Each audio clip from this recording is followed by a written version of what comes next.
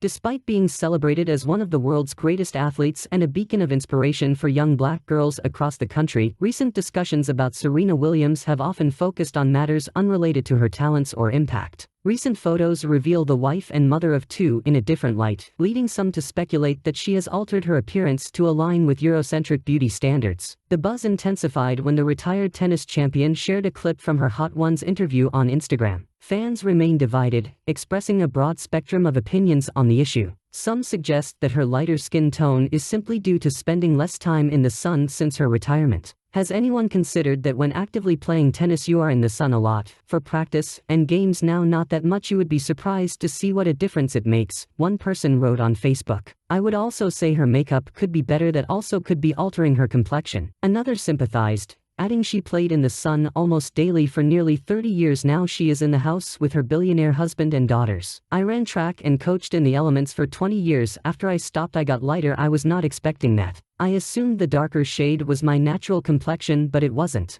Went from dark chocolate to milk chocolate. Some have compared Williams to other celebrities, like Michael Jackson, Lil' Kim, and Sammy Sosa, whose complexions have appeared lighter over the years. Last month, after participating in a runway show at Paris Fashion Week, she faced accusations of skin bleaching. Additionally, she has repeatedly been alleged to have undergone lip and cheek filler treatments. This comparison highlights a recurring pattern of backlash faced by high-profile individuals who altered their appearance, whether through surgery or other means. One comment remarked, "Damn, Serena is turning into a Caucasian." Many associate skin bleaching with the pursuit of success, accusing her of attempting to attain a different lifestyle by lightening her skin. "White media did that," someone wrote. "Now she appears to be trying to meet their beauty standards. So what if she did? Her money, her life, her way. Haters know they too would if they could," one fan clapped back. Some believe her husband plays a role in this. Williams is married to Alexis Ohanian, a white tech entrepreneur, and father of her two daughters, Olympia and Adira. Critics argue that her lighter appearance might be driven by a desire to fit into her husband's world or conform to societal beauty standards. Someone else said, "She's trying to be like her husband's people." Williams has mentioned that she is learning to do her makeup on her own. In various snapshots over the past few weeks, without professional glam, her complexion has appeared both lighter and darker compared to previous occasions. Most recently, while hosting the ESPY Awards last weekend, some fans remarked that she looked the best she has in a while and praised the hard work of her glam team.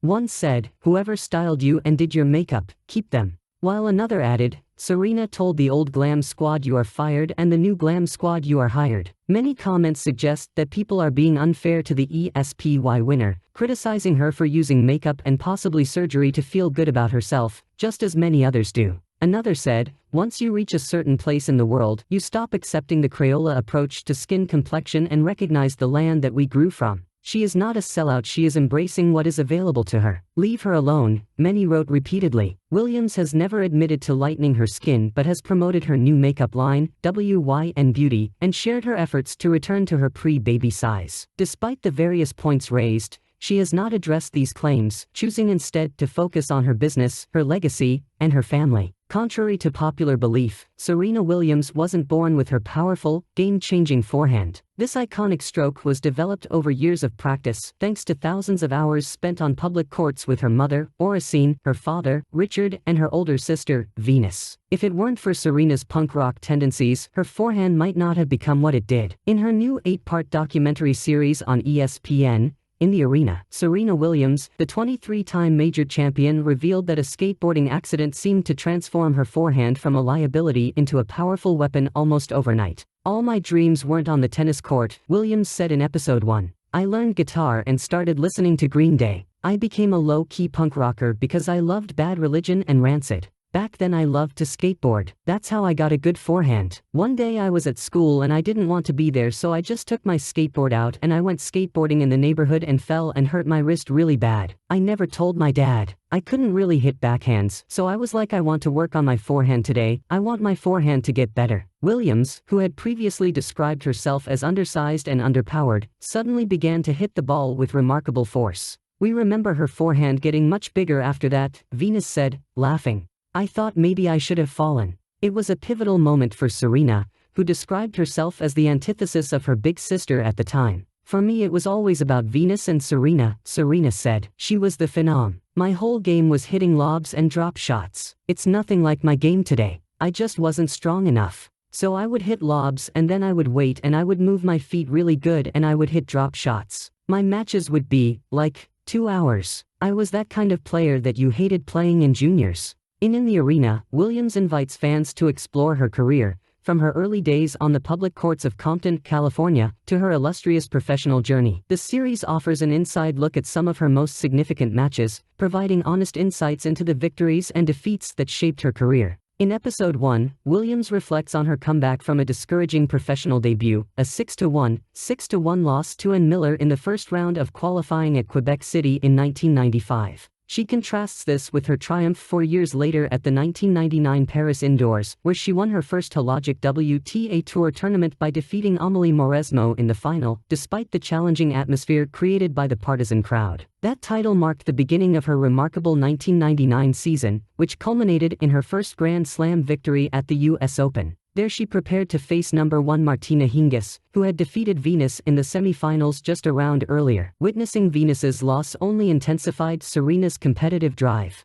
"We were doing the coin toss and I never talked about this, but I lose the coin toss," Serena said. "I lose the coin toss and the referee says to Martina, serve or receive. Hingis chose to serve. I looked at her and I said, are you sure about that? And she was, like, startled," Serena said. She would win in straight sets. "Years later I remember thinking I can't believe I said that," Williams said. "When life gives you lemons, make lemonade." Similarly, when faced with critics, channel your inner Serena Williams and serve aces right back. Take the 2007 season, for example. After suffering a knee injury in 2006 that sidelined her for nearly 6 months, Williams returned to compete in 3 tournaments but fell to 95th in the women's singles rankings. Critics were relentless, and she recalled the harsh sentiment, saying, "The general consensus was that I was a big fat cow." She recently addressed these challenges in her docuseries, In the Arena, Serena. Williams entered the 2007 Australian Open unseeded, and many in the tennis world raised their eyebrows at her slow movement in the early rounds, claiming she was overweight. Despite this, the Queen remained resolute,